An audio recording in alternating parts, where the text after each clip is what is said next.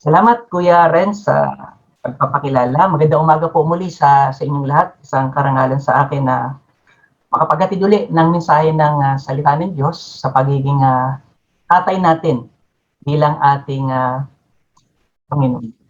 Para sa ating simula, maraming tao ang nagsasabing ang Diyos ay Ama. Sa katunayan, kapag tinanong mo ang isang tao, kahit hindi pa ito Kristiyano, at sasabihin mo, sino ang Diyos niya? At magugulat kang sasabihin ng taong ito, pareho lang tayo ng Diyos. Iisa lang ang ating Diyos, Ama. Hindi sapat na malaman namin lamang ng tao na ang Diyos ay Ama. Kung tunay na Ama ang Diyos, ang tao ito ay mayroong malalim na relasyon sa Diyos. Hindi lang kilala, kundi talagang kilala at merong personal na relasyon ito sa Diyos. The word Father implies a relationship and intimacy. This extends beyond referring to God as Father of all creation. Siya ang Diyos ng lahat ng nilalang. And the word Father, sabi nga rito, itong salitang tatay, siya yung pinagmulan ng lahat. Sabi po dito sa Malakiyas chapter 2 verse 10, sinabi ni Malakiyas sa mga Israelita, hindi ba't iisa ang ating Diyos? Iisang Diyos ang lumalang sa atin? Bakit hindi tayo naging tapat sa isa't isa? Sa ginagawa natin ito, binabaliwala natin ang kasunduan ng Diyos sa atin ng mga ninuno. Ang Diyos po ang lumalang ng lahat sa atin. Siya ang pinakaama ng lahat. Subalit kung hindi natin maibibigay sa Kanya ang pagiging ama niya sa atin, nababaliwala ang relasyon ng tao. And there's only one person to know God as an intimate, and relational Father. At yan ay walang iba kundi sa pamamagitan ng ating Panginoong Jesucristo.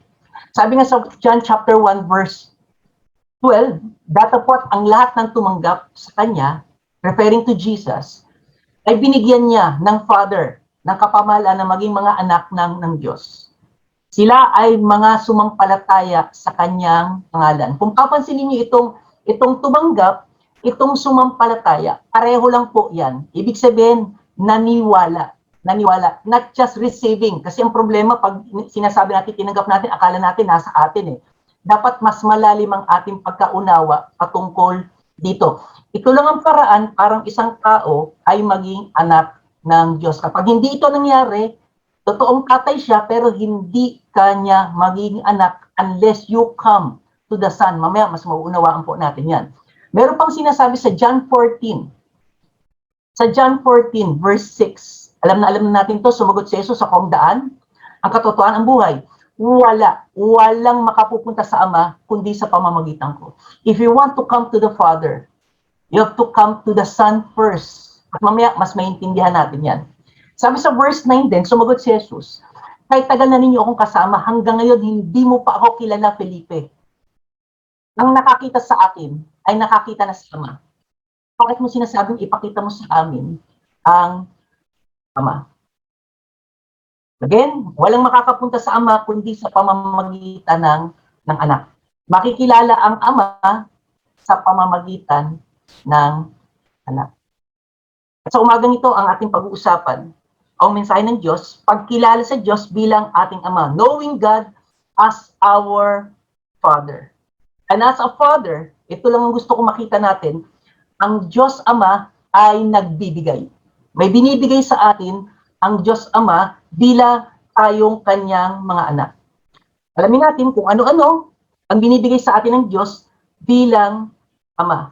Hayaan po ninyong mangusap ang ating Panginoon sa bawat isa ngayong umaga. Sabi ni Thomas Watson, nothing can cut diamond but diamond. Nothing can interpret Scripture but Scripture. Kaya gagamit tayo ng mga talata para maunawaan natin bakit ang Diyos Ama ay nagbibigay sa kanyang mga anak. Una natin tignan ang kaligtasan. Ito ang unang binigay sa atin ng Diyos bilang kanyang mga anak. Lahat tayo kanina narinig natin, sinasabi tayo ay naging anak ng Diyos nung tayo ay sumampalataya. Makinig kayo, lahat ng tao ay nilikha ng Diyos. Pero hindi lahat ng tao ay anak ng Diyos. Ang nagiging anak lang niya ay yung mga taong inilapit niya sa Panginoong Jesucristo.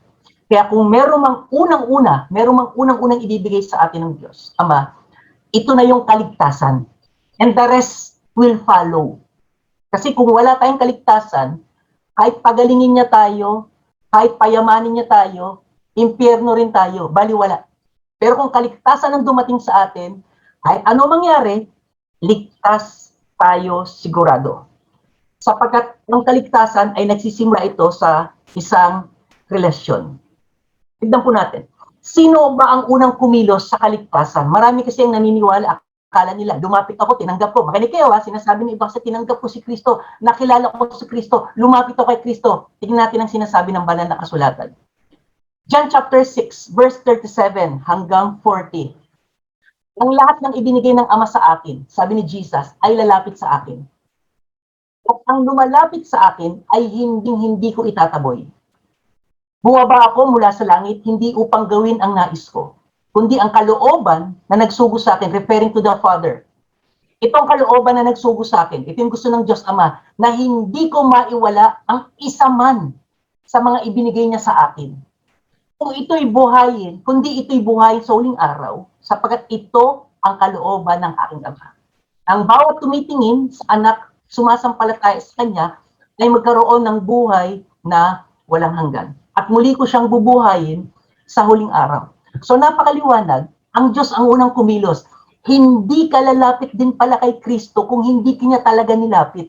Kaya mo lang nakilala si Kristo dahil dinala ka ng Diyos Ama kay Kristo. Sabi nga sa Bible reading natin sa Ephesians chapter 2, sino tayo? Makasalanan tayo, patay tayo. How can we know God if we are dead? Pero dahil sa laking biyaya, sa laking pag-ibig ng Ama, nilapit niya tayo kay Kristo because Jesus is the only way to come to the Father. Kaya napansin niyo ba yung kulay yellow, nilagay ko, ang bawat tumitingin sa anak or sumasampalataya, pareho lang uli yan, ay magkakaroon ng buhay na walang hanggan. Without Jesus, you cannot be saved. Jesus is the way to salvation. Ito ang gusto ng Tatay. Maging maliwanag po sa atin yan. Ito ang gusto ng Tatay. Hindi tayo ang lumapit sa Kanya, kay Jesus, kundi ang Tatay ang naglapit sa atin kay Jesus para tayo po ay maligtas at ito ang Kanyang kalooban. Now, sa baba, sa verse 44, pansin niyo mabuti, walang makakalapit sa akin. Si Jesus nagsasabi, maliban ilapit siya ng Ama na nagsugo sa akin. At lahat ng lumapit kay Jesus, bata, matanda, muling bubuhayin, ito ang pangako ng Panginoon. So maliwanag sa atin na hindi tayo maliligtas kung hindi sa dakilang pag-ibig ng Ama sa atin because God the Father Himself, gusto niya meron siyang relasyon sa atin and the Father makes the first move para po sa atin. Dakila ang kanyang pag-ibig sa atin.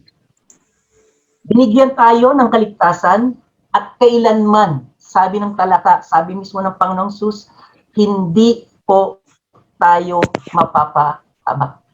Sabi nga sa kanina sa atin ni Brother Kim, napansin niyo po ba ito yung pinaka-teksto natin? From 25 hanggang 27. Tignan niyo pong mabuti itong nasa monitor natin.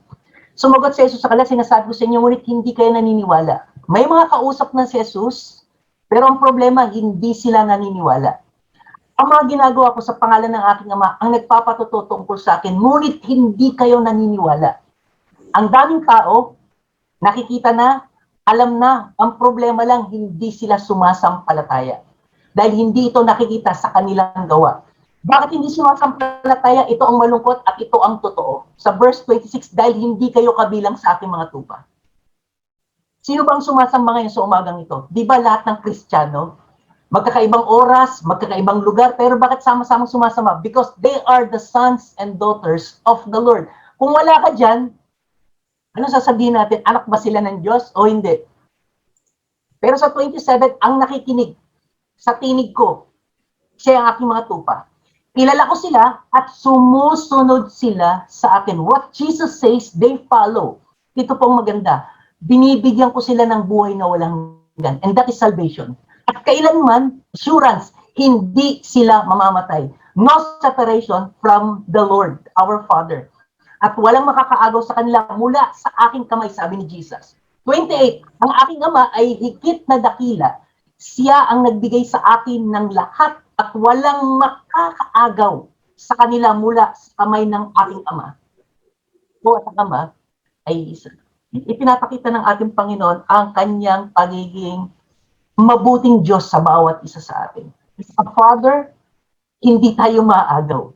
As a Father, nilapit na tayo kay Jesus para magkaroon tayo ng kaligtasan. And even our faith, ang ating pananampalataya na ginamit, ito pa rin ay binigay sa atin ng ating Diyos Ama.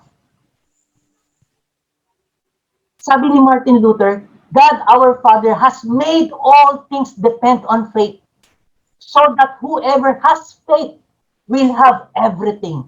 Again, will have everything. And whoever does not have faith will have nothing. Kung sumampalataya ay merong lahat. Naging anak ka ng Diyos, binigyan ka ng Diyos ng kaligtasan, and the rest will follow. Pero kung hindi ka anak ng Diyos, hindi ka sumampalataya kay Kristo, wala ka lahat. Ano man meron ka ngayon, akala mo lang meron ka. Pero wala din pagdating sa kadulu-duluhan. Ang pangalawa na binigay sa atin ng Diyos Ama, hindi lang kaligtasan, ito na yung kailangan.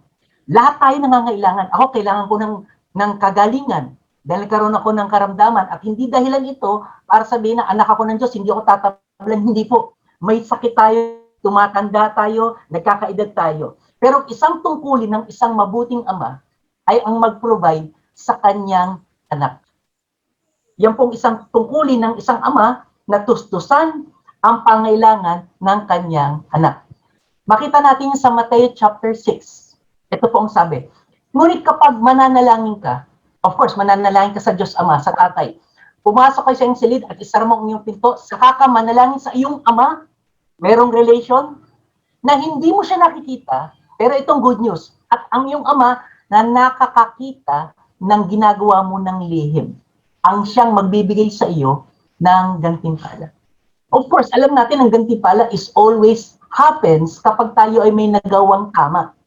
Pero kung may nagawa tayong mali, hindi gantimpala, kundi palo.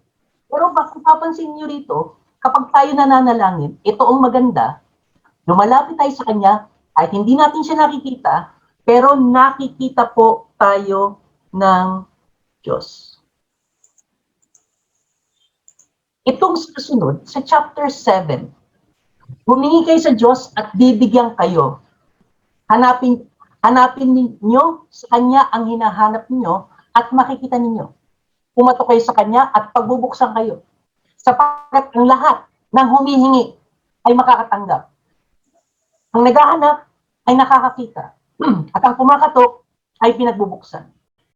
Kayong mga magulang, kung anak ninyo ay humingi ng tinapay, bibigyan ba ninyo ng bato? At kung humingi siya ng isda, bibigyan ba ninyo ng ahas? Ikaw ang magbigay ng mabubuting bagay sa inyong anak. Gaano pa kaya ang inyong amang nasa langit? Ibibigay niya ang mabubuting bagay sa mga humihingi sa kanya. Ano pong pinag-uusapan dito sa Matthew 7? Hindi ito kung sino-sino. Ang pinag-uusapan natin dito, ang tatay bilang Diyos at ang kanyang mga anak. Anong dapat gawin ng anak? Humingi, pumanap, lumapit, kumatok. Ito ang sinasabi. At anong sagot dito? Bibigyan, makakakita, pagbubuksan. At ang maganda, sabi sa verse 8, lahat ng anak na humihingi ay nakatatanggap. Lahat ng anak na kumakatok, naghahanap, nakakakita. Lahat ng kumakatok, pagbubuksan. Kung yung tatay nga dito sa lupa, yung tatay dito sa lupa, marunong siya magbigay ng mabuting bagay sa kanya anak. How much more is our loving Father in heaven na tayong mga anak niya, tumatawag sa kanya, humihingi ng tulong sa kanya, ay pagbibigyan po ng ating Panginoon.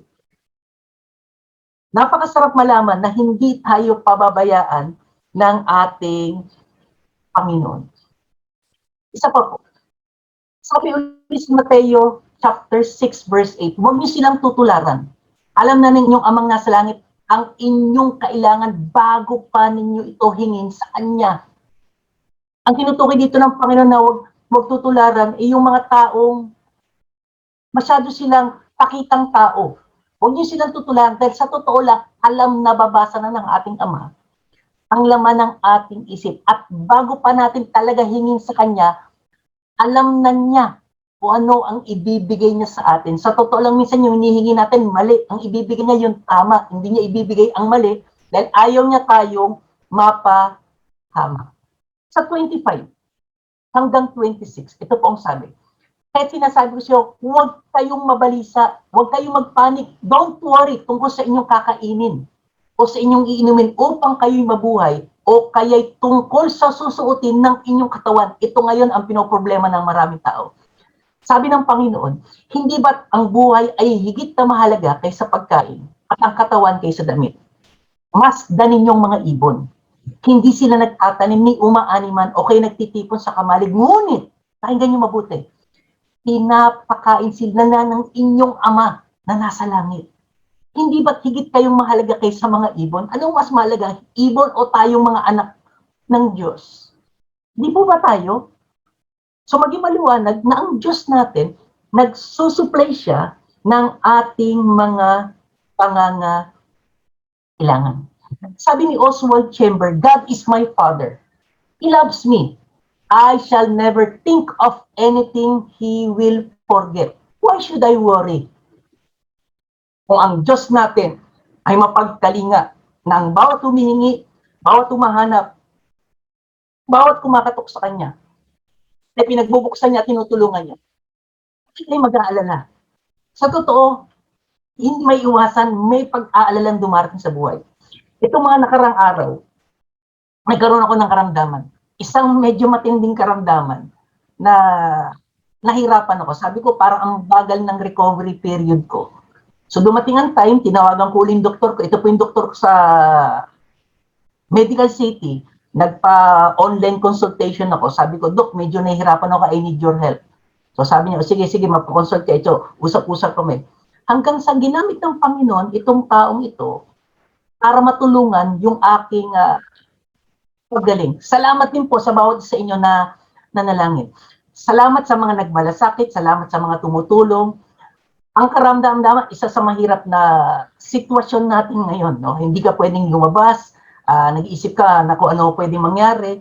Pero ang Diyos, as a loving Father, to me, to my family, gumamit siya ng mga tao para tumulong sa amin. May nagdadala sa amin ng pagkain dahil hindi ka naman makakalabas eh. Hindi ka makakabili dahil parang nag-aalangan ka.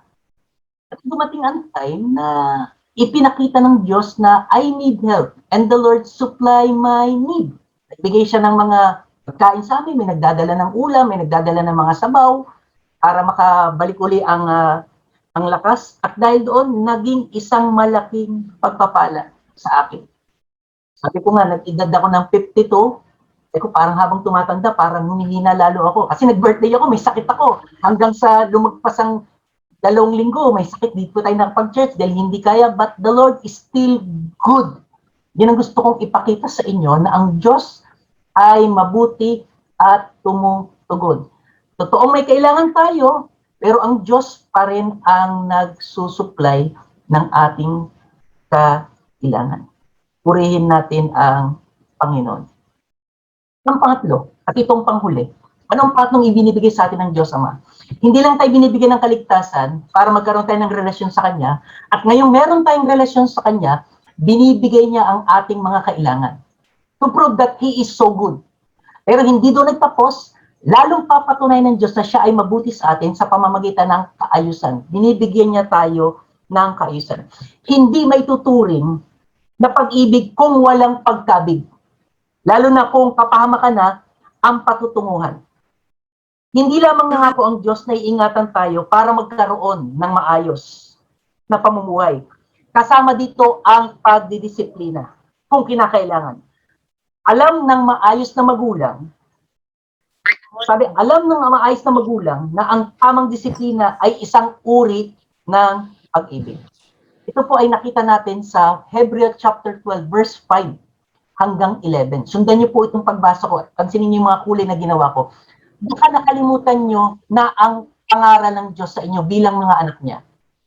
Huwag mong baliwalain ang pagdidisiplina ng Panginoon. At huwag kang panghinaan ng loob kung sinasaway ka niya. Sapagkat dinidisiplina ng Panginoon ang mga minamahal niya, yun naman pala. At pinapalo niyang itinuturing niyang mga anak, yun naman pala. Verse 7, tiisin ninyo ang lahat ng paghihirap bilang pagdidisiplina ng Diyos sa inyo dahil itinuturing niya kayong mga anak. Sino bang anak ang hindi dinidisiplina ng Ama? Kung hindi kayo dinidisiplina ng Diyos gaya ng pagdidisiplina sa lahat ng anak niya, hindi kayo mga tunay na anak, kundi mga anak sa labas. Alam niyo po ba itong anak sa labas? Dati hindi ko siya naintindihan. Pero habang sa pag-aaral, pinakita ng pag sinabing anak sa labas, hindi po ito yung may kapatid tayo sa labas. Hindi po. Pag sinabing anak sa labas, anak ito ng demonyo. Anak ni Satanas. So hindi tayo didisiplinahin ni Satanas dahil hindi natin siya tatay. Tatay natin ang Diyos, kaya ang Diyos ang magdisiplina. Kung dinidisiplina tayo ni Satanas, kasi tatay natin siya. Okay? So verse 9, kahit ang mga ama dito sa lupa, katulad ko, katulad ninyong mga tatay, ay dinidisiplina tayo. Ang mga anak, sa kabila nito, iginagalang natin sila. Kaya lalong dapat tayong magpasakop sa pagdidisiplina ng ating Diyos Ama na nasa langit. Para maging mabuti ang pamumuhay natin. Ulitin ko, pag tayo magpapasakop sa disiplina, ang bunga niyan para maging mabuti ang pamumuhay natin. Sa maikling panahon, dinidisiplina tayo ng mga ama natin dito sa lupa ayon sa inaakala nilang tama. Kaya sila namamalo, etc. etc. Pero sabi pala ng Bible, totoo yun. Ngunit ang pagdidisiplina ng Diyos ay laging para sa ikabubuti. Hindi man natin naiintindihan yan, hindi natin naunawaan yan, hindi natin magets yan, pero one thing for sure, that is for your own good, my son, my daughter. Upang maging banal tayo kagaya ng ating Panginoon. Verse 11. Habang dinidisiplina tayo, hindi tayo natutuwa. Totoo naman, kundi nasasaktan tayo, sumasama loob natin. Ngunit, naunawaan natin ito kapag pag-edad natin, ma-appreciate natin, ibubunga nito sa bandang huli ang mapayapa at matuwid na pamumuhay. Napakaliwanag ng salita ng Diyos. Nagdidisiplina ang ating Diyos Ama. Pero gusto kong kausapin kayo mga tatay. Sinasabi ng ibang tatay, hindi ko dinidisiplina ang aking mga anak. Dahil ayokong maranasan nila yung naranasan kong hirap. Ulitin ko, ang pinag-uusapan po natin dito ay pagdisiplina. Disiplinahin mo, hindi sinasabi kasing patayin mo. Yung iba kasing ginagawa, parang papatayin. Hindi mo papatayin. Didisiplinahin mo lamang ang iyong anak. May mga magulang na nagmamalaki pa. Marami na ako nakausap. Nagmamalaki pa sila. Sinasabi lang, hindi ko sinasaktan ng anak ko. Pero anong problema nila ngayon? Anak nila ang problema nila ngayon dahil hindi sila marunong magdisiplina. Ako, sinasabi ko ang tatay ko bilang Incheck, bilang Chinese, mahigpit siya, pero na-appreciate ko yung kanyang pagdidisiplina. Sa totoo lang, hindi ako titino ng maayos kung hindi sa kanyang pagdidisiplina. Hindi pa siya Kristiyano noon. Pero ang pagdidisiplina ay isang ibinigay ng Diyos para turuan ang kanyang anak. Kahit hindi ko naunawaan yun, nakatulong yun para tumino pa rin ako. Sana mga tatay naiintindihan itong pinag-uusapan natin. Hindi natin pinagmamalaki, hindi ko kailanman sinaktan ng anak ko, hindi naman natin sila sinasaktan. Ang sinasabi natin, dinidisiplina natin sila. Yan ang pagpapakita ng isang tunay na pag-ibig. Naging maayos tayo dahil sa pagdidisiplina na ng ating mga magulang. Naging maayos tayo bilang Kristiyano dahil sa pagdidisiplina ng ating Diyos Ama na nasa langit. Hindi po tayo pwedeng mas marunong pa sa Diyos. Kung ang Diyos nagdidisiplina at tayo hindi, baka mas perfecto ka na kaysa sa Diyos. Ipinapakita ng Diyos sa disiplina ang katunayan na tayo ay kabilang sa pamilya niya. Kaya ang sarap na tayo ay pinapakialaman ng Diyos. At hindi na tayo pinakialaman ng Diyos. Mag-isip-isip na tayo. Mag-isip-isip na tayo. Ano man ang ginagawa niya sa atin ng Diyos Ama ay para sa kabutihan tungo sa kabanalan. Sabi nga ni Max Lucado, God sees us with the eyes of a father. He sees our defects. Ang dami niyan. Error, sobrang dami. Blemishes, sobrang dami. But He also sees our value. Yun ang hindi pwedeng tawaran. Hindi mo pwedeng sabihin isa kang magulang ng anak mo kung talagang dugo at laman mo yan. Kahit may kapintasan yan, nakikita mo pa rin ang kanyang kahalagahan. Mahal tayo ng Diyos. Pero sana mahal din natin ng Diyos kagaya nito. Mahal din natin ng Diyos kagaya. May sinasabing paulit-ulit na tayong pinapawad, paulit-ulit na tayong tinutulungan, paulit-ulit na tayong minamahal. I-appreciate po natin yan. Don't blow it. Huwag mong hayaan ito ay nasasayang sa bawat. Inilapit niya na tayo sa Panginoong Jesucristo, kaya naunawaan natin ang kaligtasan. Maraming beses na tayong naranasan ang lahat ng pagtulong niya sa atin. Ilang beses na tayong nagipit, ilang beses na tayong naipit, pero paulit-ulit niya tayong inililigtas. Kung ngayon, tayo ay kanyang dinidisiplina, tayo pa ba ang magre-reklamo na tayo naman talaga ang may gawa? Di ba dapat hindi?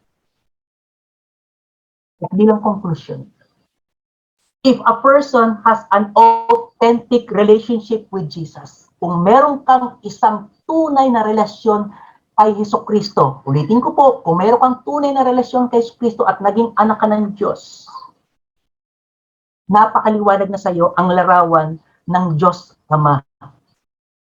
Na siya ang nag-iingat sa iyo, na siya ang nagpakilala sa iyo kay Jesucristo. At para malaman mo na siya mismo ang iyong mapagmahal na Ama. Jesus came primarily to die on the cross for our sins in order that we may have relationship with God the Father. Hindi po madali yun, mga kapatid. Iisa lang ang anak ng Diyos Ama at yan ang ating Panginoong Jesucristo. Para maging anak niya tayo, kailangan niyang isakripisyo ang kanyang nag-iisang anak. Try to imagine that. Pag yan inilagay mo sa isip mo, hindi mo pwedeng sabihin, hindi ka magmamalaki sa Diyos, kundi luluha ka at sasamba ka sa kanyang harapan. Ganyang kadakila ang pag-ibig sa atin ng ating Diyos Ama.